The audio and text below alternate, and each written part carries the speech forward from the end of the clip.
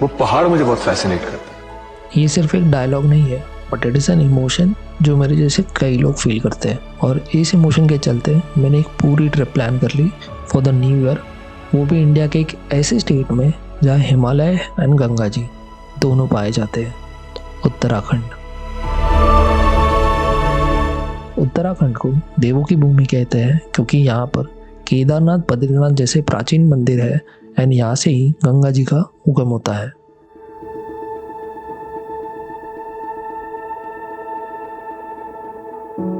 पहाड़ों और नदियों के अलावा यहाँ हरिद्वार एंड ऋषिकेश जैसे धार्मिक शहर भी है जो आस्था एंड आध्यात्मिकता का प्रतीक है।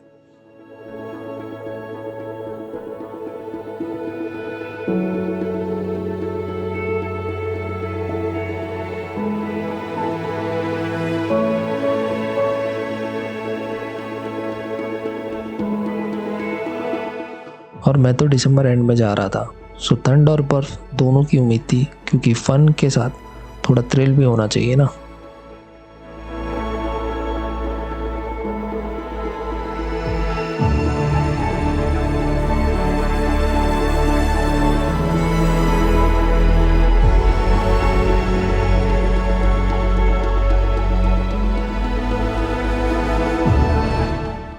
सो ये है मेरा एक्सपीरियंस इन द देवभूमि उत्तराखंड, दिसंबर 2024।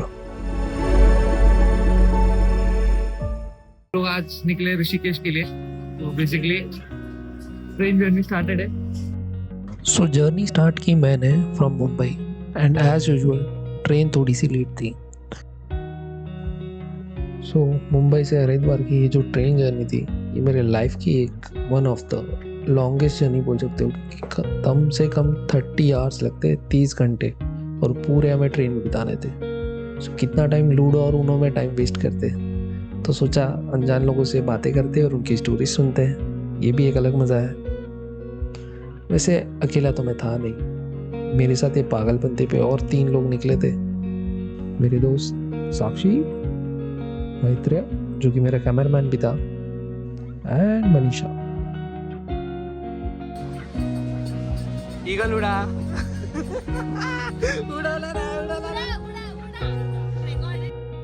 सच में वो कहते हैं ना, अगर कंपनी अच्छी है वो ट्रैवल करने के टाइम पे, तो सफ़र लंबा नहीं अच्छा कहलाता है। सो फाइनली टोटल 2 रातें, लगभग 30 आवर्स, एक्चुअली 30 नहीं 32, क्योंकि 2 घंटा ट्रेन भी लेट थी।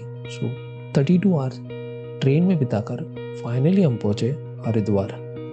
पहुँच के थोड़ी राहत की सांस मिली, बट सफ़र अभी बाकी था क्योंकि हरिद्वार से हमें ट्रैवल करना था ऋषिकेश।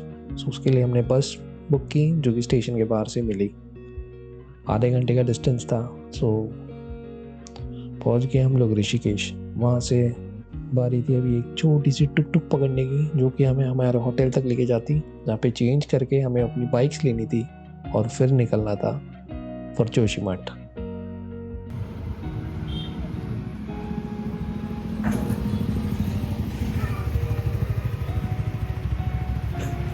गाइस, हम लोग ने बाइक हायर किया है यहाँ पे उत्तराखंड में, जो होटल में हम लोग जस्ट फ्रेशन अप के लिए गए थे। उसके बाद अभी हम लोग अपना राइड स्टार्ट कर रहे हैं। हम लोग अभी यहाँ से पहले जा रहे हैं जोशीमठ, फिर वहाँ रुकेंगे और फिर कल स्टे करके फिर माना जाएंगे। तो राइड शुरू करते हैं। लेट काफ़ी हो चुका है, ट्रेन लेट आई थी। चलो गाइस।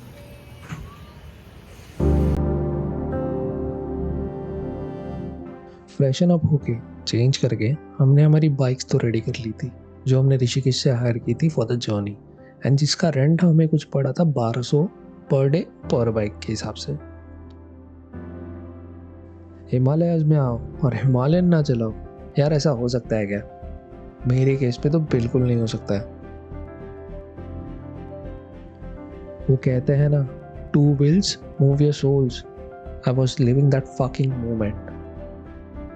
हम लोग एक तो पहले से लेट थे एंड हमें अप्रॉक्स 220 किलोमीटर का डिस्टेंस ट्रैवल करना था, which was a bit of difficult task, क्योंकि दिन में ये रास्ते जितने खूबसूरत और मज़ेदार होते हैं, रात में उतने रिस्की हो जाते हैं।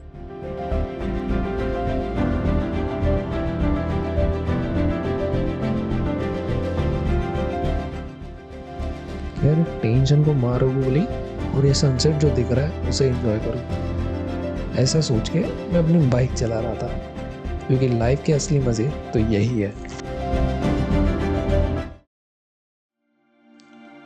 तो अब सन हो चुका था सेट, तो फील और मज़ा तो ले लिया था हमने, अब हम थोड़ा टेंशन ले रहे थे। एंड टेंशन ये था कि अप्रॉक्स 100 किलोमीटर हमें कवर करना था और जोशीमठ एंड शाम के 7 बज रहे थे। एंड साथ में 2 लड़कियां भी थी, सो अगर बाइक का टायर पंक्चर एंड ऑल हो जाता है तो मैनेज करना थोड़ा डिफ़िकल्ट हो सकता है, क्योंकि सेफ्टी कंसर्न्स भी होते हैं। बट भोलेनाथ का नाम लेके हम चलते रहे। रात में राइड करना is bit difficult in mountain, specially जब आपको रूट का अंदाजा ना हो। लाइक डे में the visibility is good, so port holes and bad patches दूर से ही दिख जाते हैं, सो नाइट में पॉसिबल नहीं होता है। And because of that speed भी अफेक्ट होता है। And second factor is help, अगर ब्रेक डाउन हो तो हेल्प ढूंढने कहाँ जाए।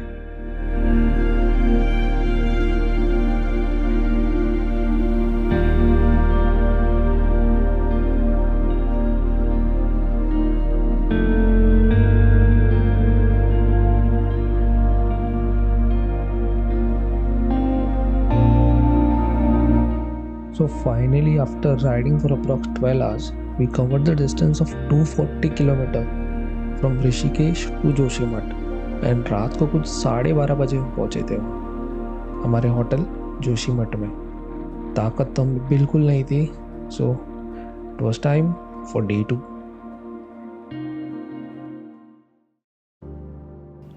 So रात को एक लंबी जर्नी तय करके I was completely exhausted and लगा नहीं था जल्दी सुबह उठ पाऊंगा।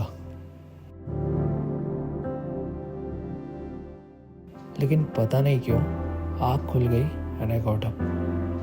एंड जब मैं रूम से बाहर आया, ओए होए, it was so fucking magical. पूरी थकान उतर गई ये एक व्यू देख के।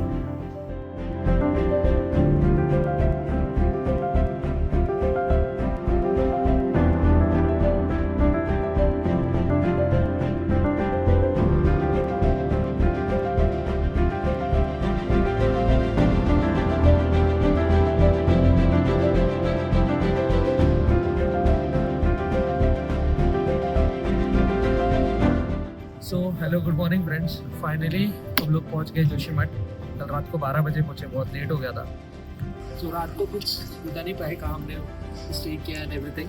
सो हम लोग बाइक यहाँ पे खड़ी है। तो रूम से हमारे रूम से व्यू कैसा रखते हैं तो हम लोग ने देख लिया रहेगा। गाइस आज का प्लान है, आज हम लोग अभी जोशीमठ से ऐसे निकल रहे हैं। पहले बद्रीनाथ के जो उनकी गद्दी या बद्रीनाथ से नीचे आती है जोशीमठ में, वहाँ के मंदिर में जाएंगे। फिर वहाँ से हम लोग ट्राई कर रहे हैं माना विलेज जाने का। अगर नहीं हुआ तो हनुमान चट्टी तक अलाउड है, सो वहाँ तक जाएंगे। So stay tune. बाकी एक चॉपर आ रहा है, मस्त देख सकते हो।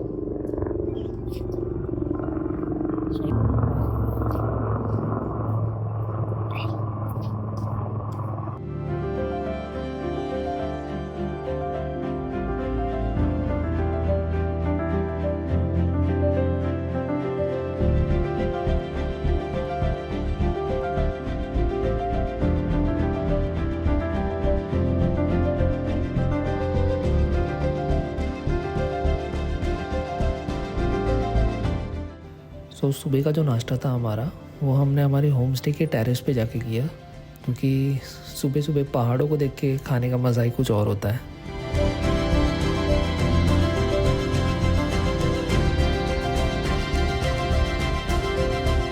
हम लोग के साथ है हमारे स्टे के ओनर जिनके साथ में रह रहा था। सो फॉर्चुनेटली ये बद्रीनाथ मंदिर के पुजारी भी रह चुके हैं। 2016 में हम पे लगे हैं। सो इनसे बद्रीनाथ की स्टोरी कुछ ये बताएगी।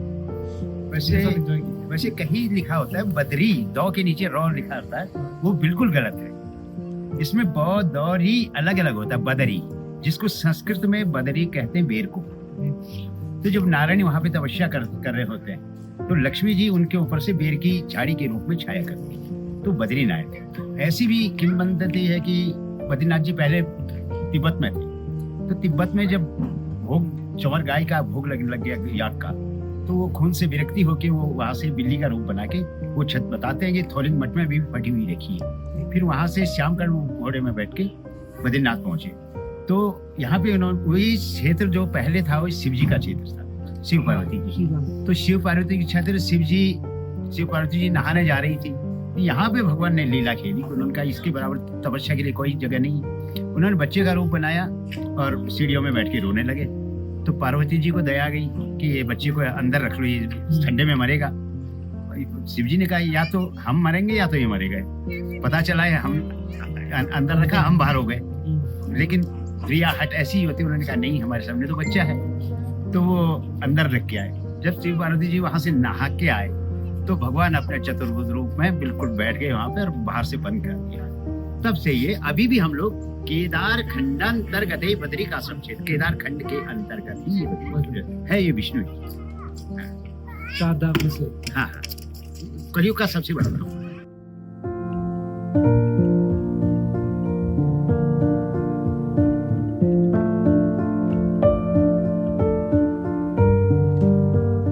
पंडित जी से बद्रीनाथ जी की कथा सुन के जब हम इस मंदिर पहुंचे तब ऐसा लगा we are living the story that person told. Like the vibe of the place was so spiritual and मंदिर की लोकेशन भी बढ़िया थी।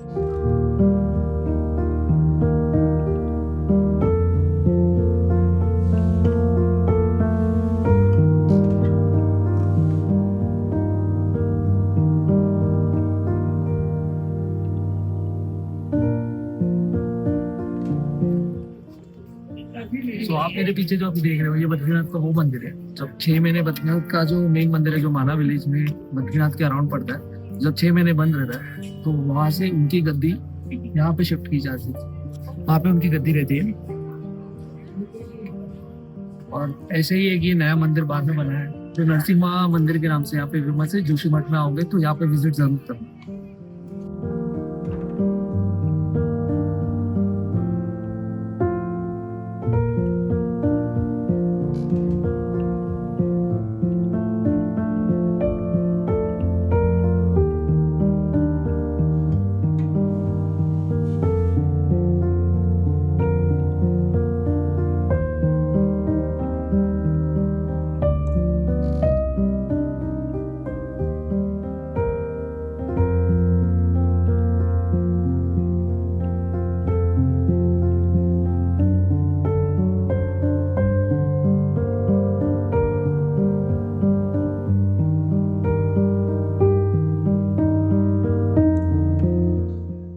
Finally I saw that spot जहाँ बद्रीनाथ जी की मूर्त रख के उनके प्रतीक को विराजमान किया गया था, सो दैट जब 6 महीने जब बद्रीनाथ जी का मंदिर बंद रहे बर्फ के कारण तो लोग उनके दर्शन यहाँ से ले सके।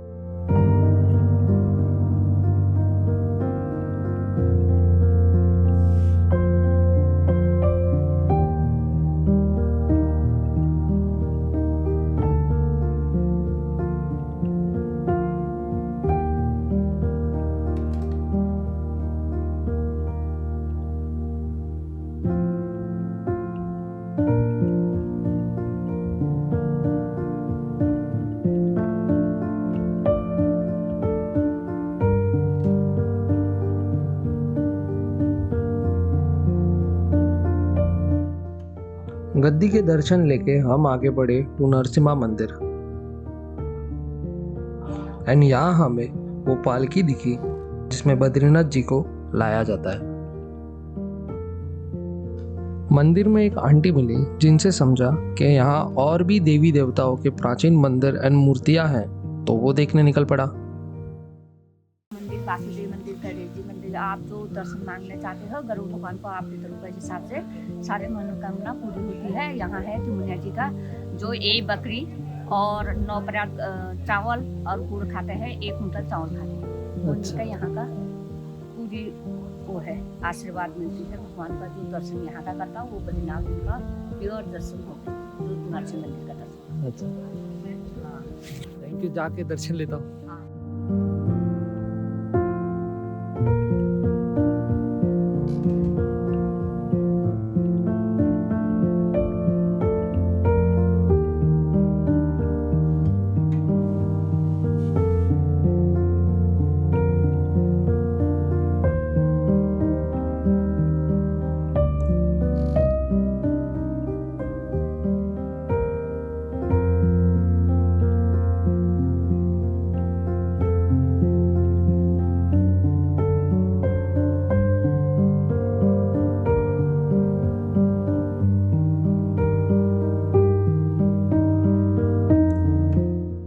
मंदिर से निकल ही रहे थे कि कुछ क्यूट फ्रेंड्स ने रोक लिया। सो उनके साथ थोड़ा खेला और फिर उनको बाय बोल के we headed to our next destination near Joshimath.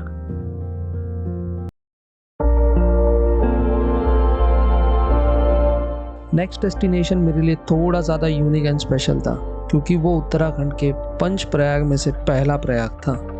And जब मैं ये ट्रिप प्लान कर रहा था तभी सोचा था सारे 5 प्रयाग विजिट ज़रूर करूँगा।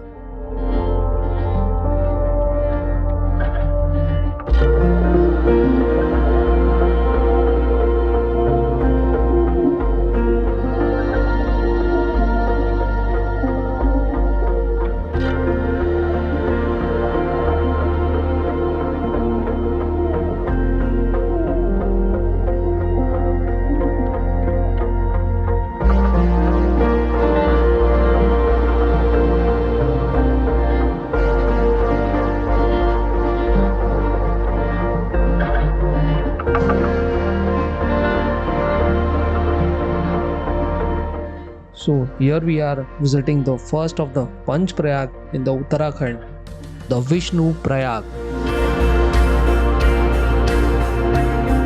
यहाँ पे एक छोटा सा चार्ट बनाया था यहाँ पे पंच प्रयाग और वो कहाँ का लोकेटेड है और कौन सी नदियों का कहाँ कौन से प्रयाग में संगम होता है इसका पूरा इन्फो वहाँ दिया था। वो पढ़ के I went head to the downstream जहाँ पे संगम नदियों का होता है।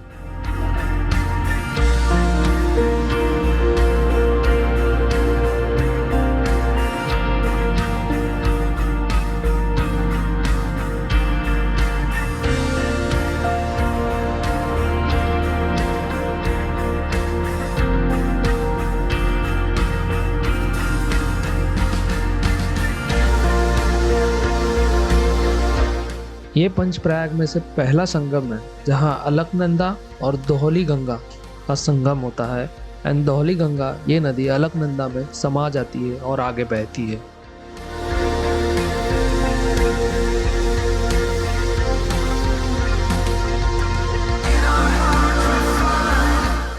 सो यहाँ से आती है धौली गंगा और यहाँ से आती है अलकनंदा नदी और ये दोनों का संगम विष्णु प्रयाग, पंच प्रयाग में से एक प्रयाग।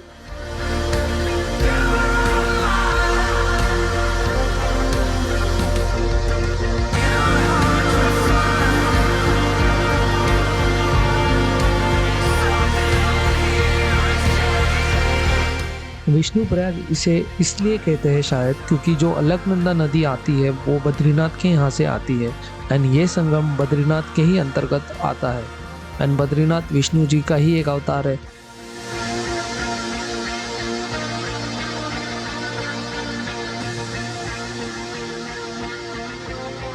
और भी एक ये मान्यता है कि यहाँ एक साधु नरादा जी थे जिन्होंने विष्णु की तपस्या की थी एंड उनसे प्रसन्न होकर विष्णु जी ने उन्हें इस संगम पे दर्शन दिए थे।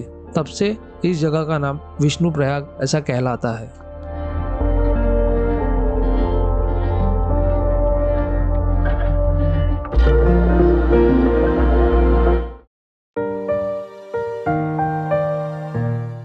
So Vishnu Prayag पे से we move to our last destination for today and trust me this will be a fucking chilling freezing experience क्योंकि हम विजिट कर रहे थे हनुमान चट्टी। So हनुमान चट्टी एक चेक पोस्ट लोकेशन है on the road of Joshimath to Mana village. Actually मेरा plan था to visit Badrinath and Mana village but as it was December and so road was close क्योंकि बहुत ही ज़्यादा बर्फ थी वहाँ। एसओ अथॉरिटीज़ ने वहाँ ब्लॉकेट लगा दिया था फॉर सिविलियंस। बेसिकली आर्मी वाले जा सकते हैं and police of course but thankfully they were allowing us to go to Hanuman Chatti.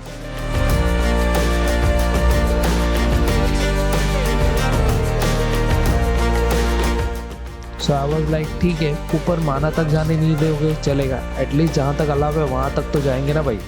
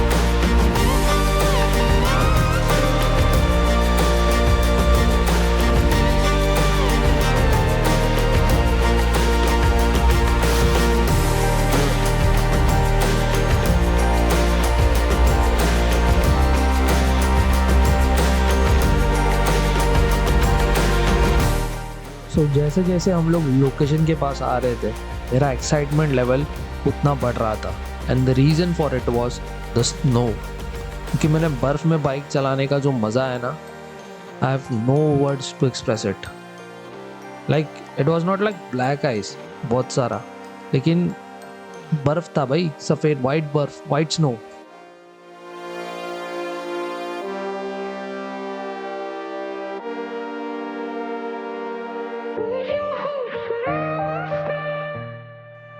And the road was fully covered in snow. Literally bulldozer की हेल्प से रोड पे से स्नो हटाया था, दिख रहा था ये।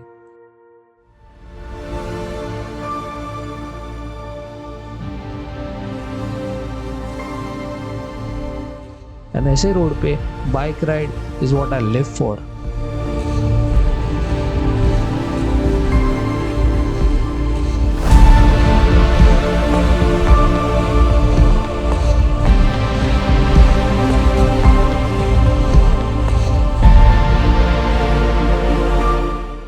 ट्रस्ट मी, मैंने Ladakh, Kashmir, Himachal, Sikkim, almost every Himalayan state में बाइक राइड की, लेकिन इतने सारे बर्फ में, वो भी without snow chain. Like this was a dream coming true.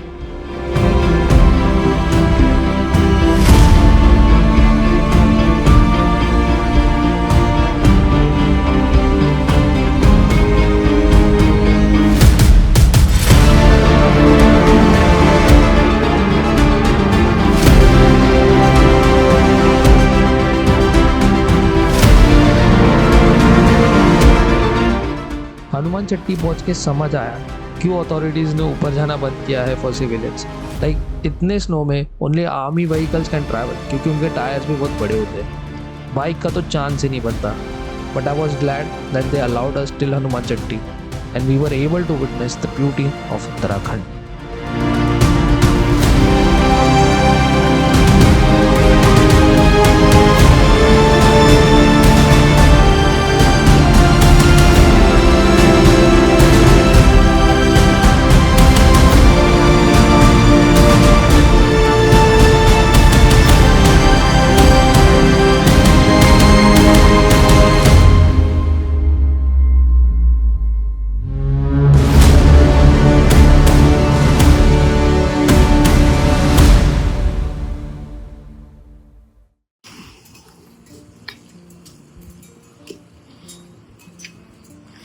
So guys, finally Mana के लिए बैरिकेड बंद है, देख सकते हो। आगे बहुत ही ज़्यादा स्नोफॉल हो गया। सो हनुमान चट्टी, ये जगह का नाम है जो हनुमान चट्टी है, क्योंकि यहाँ पे हनुमान अपने बचपन वाले का एक मंदिर है।